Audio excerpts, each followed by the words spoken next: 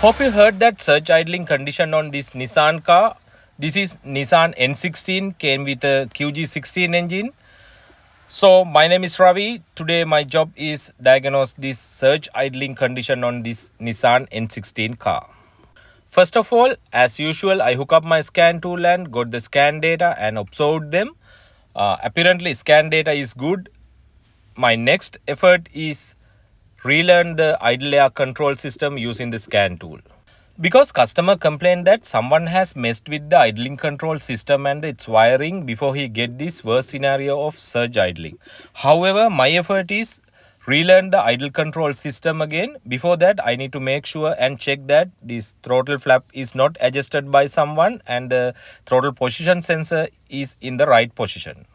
Everything seems to be okay with the mechanically. I mean, the throttle position sensor is looking in a right position and hasn't been adjusted the throttle flap by someone. So let's go to the scan data and check the scan data for throttle position sensor data and the idle throttle condition.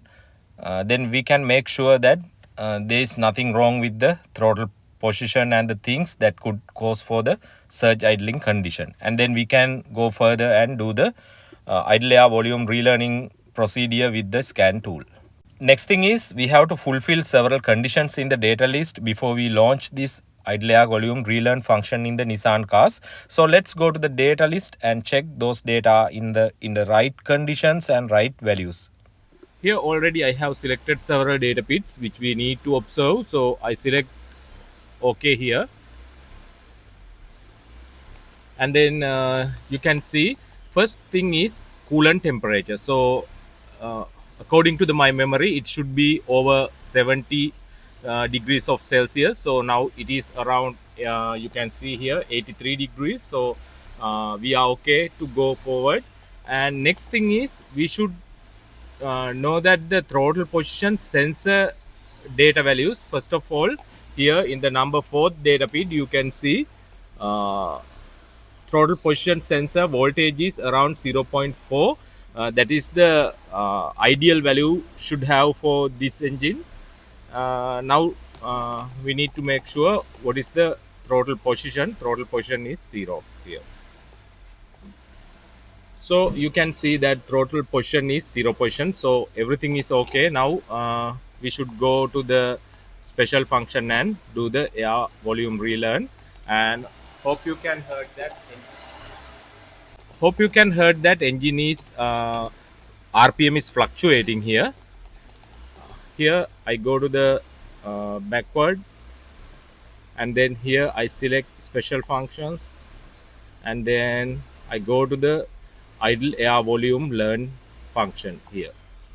Yeah, so in this section you can read that what should be the conditions to apply this idle air volume relearning process. So now my coolant temperature is over 70% and parking and neutral switch. That means this is a manual transmission car, so it is in the neutral position. Parking brake applied, and AC and all the electrical load is off. So I go further and tap on this OK button, and then I tap here start,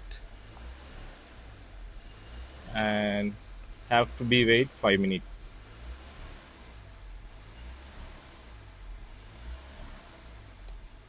Okay, even after 5 minutes, nothing happened with the idle air volume relearn function. Still engine is in the same condition, that surge idling condition.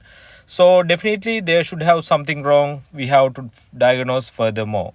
So next I'm going to throw the scope test into the idle control valve, because I need to make sure that the engine control module is pulsating the idle air control valve in order to keep this car in the idle position. So I'm going to back probe the idle air control valve and see the pulse width modulation that come from the engine control module. This car has a 6 wires idle air control valve, which is stepper motor. 2 wires are positive feed for the idle air control valve. I checked already with the test bulb, which was lit perfectly.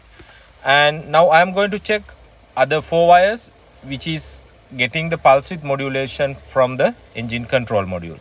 So I back probe like this one by one and check the pulse width modulation that idle air control valve is pulsating. Look at this.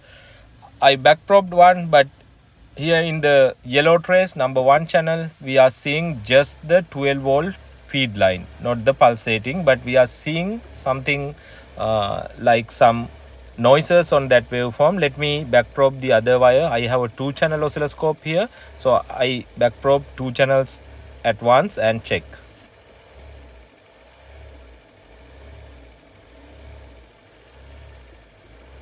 Here we are backprobe 2 wires, and here we are getting 2 signals, yellow and green traces. You can see that the flat line of battery voltage on those traces, no any pulse width modulation. Confirm this idle control valve is not getting the pulse width modulation from the engine control module. Anyway, I have to check those other 2 wires too and get the decision. So basically we are not seeing the pulse width modulation from the engine control module to the idle air control valve. Okay, I checked the other 2 wires off camera which were not getting the pulse width modulation. So I am suspecting on the engine control module. Therefore, I pop off this wire harness connector and get the engine control module out of the system. And I need to make sure, and I need to do the visual inspection on the controller board to see any burn mark or anything wrong with the controller board. So I have to make apart this engine control module. Let me do that and we will see what is going on inside the engine control module.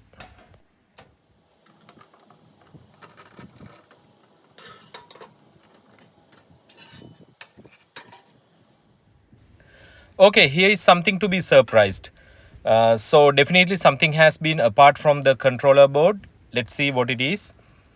Yeah, you can see in that corner there is a damage. So in that chip, this plastic piece has been apart from this chip. So definitely this is the idle air controlling driver set. So it has been damaged due to any reason. Maybe customer told that someone messed with the idle air control system and the wire harness. However, now it has been damaged. We are not getting the pulse width modulation. We need a new engine control module or repair this engine control module with the new chip. But I don't know what to do. First, I should ask from the customer and get his permission, and let's see. And I will bring the further footages. Okay, I got the permission and I sent that engine control module to the one of my friend who is doing issue repairing job, and he will replace that chip. And let's see when I get back the engine control module. Until then, I would like to show you something with the wire harness here in the idle controller area. So someone has replaced the wire harness connector with the pigtail.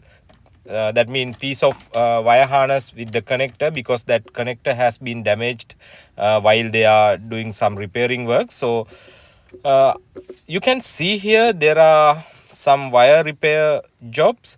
So you can see there are some taped wires that definitely somebody has cut down the wire harness and replaced new socket with the pigtail. But the problem is this socket has a different color wire pigtail, but the original harness has different colors. Definitely they might have something messed by who did this job. So we have to check the wiring connections also, but unfortunately for this specific model I can't find any wiring diagrams. However, I have to be wait until I get back the ECM from the repair. Okay, here we go, and I got the ECM back from the repair. You can see that the chip has been replaced. This is the damaged chip. So let's remove the ECM again and we'll see how was the repair. So here you can see that newly replaced chip. So I believe it is working, and he has checked the engine control module. Let's plug in and check.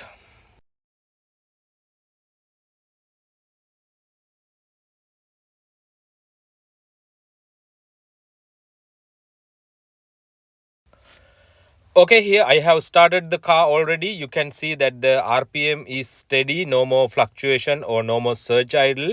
It is stay around 2000 RPM, which is in the cold engine situation. You can see the heat meter beside the tachometer. It is around 2000 rpm, so it will take a little bit more time and will come down with the engine warm up.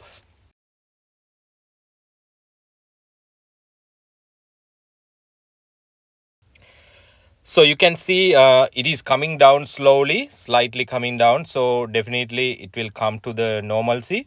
But I have to check it is in a right idle RPM position and things. So let it to be get warm up and we will see.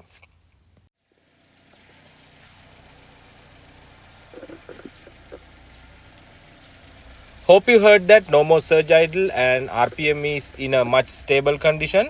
But here I did some job that check the pulse width modulation signals that come from the engine control module, because I need to confirm that the engine control module was repaired with the new chip replacement. So I need to confirm that repair.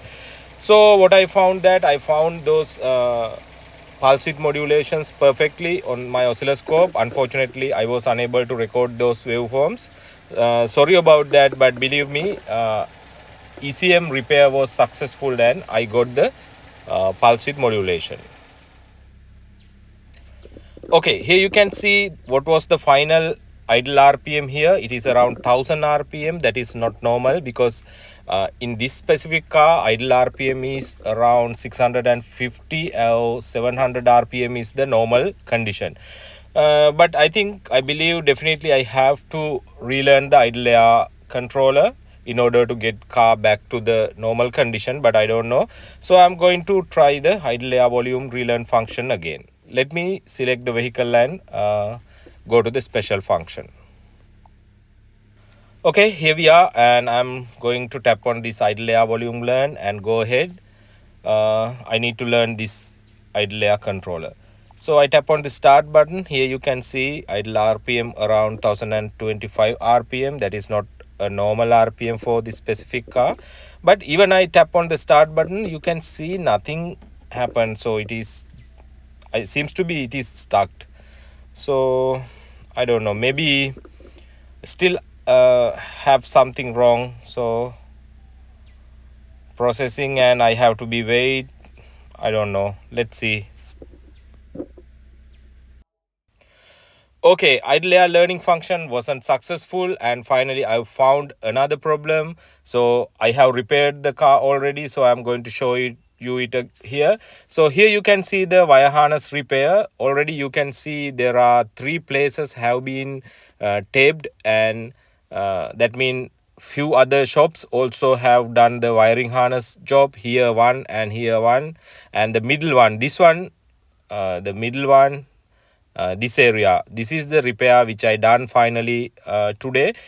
So finally I found that the wiring harness arrangement was wrong, so somebody has messed with it and I was able to correct it. Now car has a perfect idle and idling up conditions are working perfectly, so I did the job.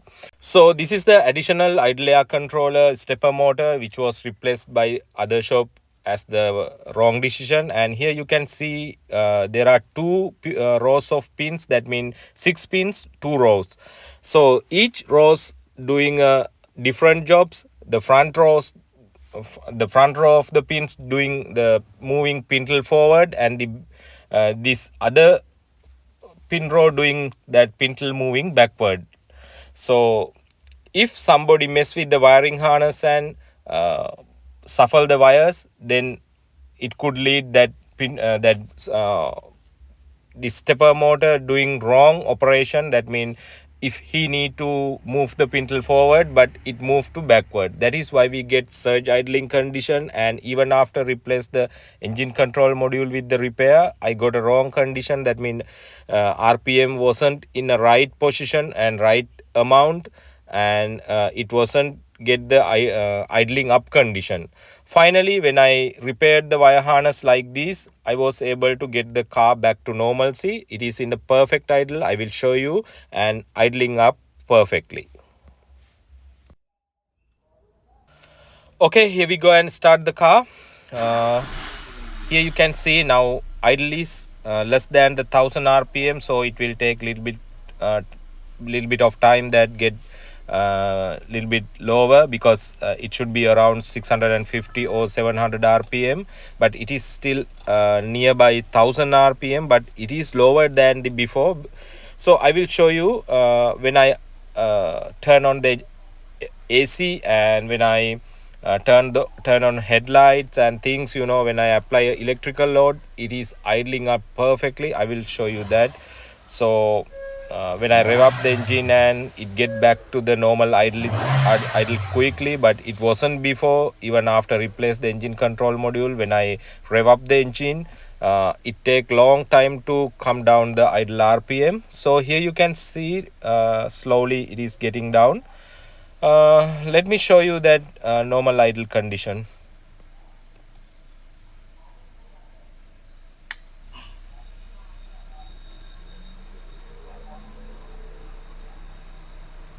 Okay, sorry that I have turned on the AC, that is why this RPM is a little bit higher. So when I turn off the AC, you can see the perfect idle. Now I turn on the AC again. Here you can see it is idling up perfectly. It is working perfectly and idling up, and everything's doing well with the idle.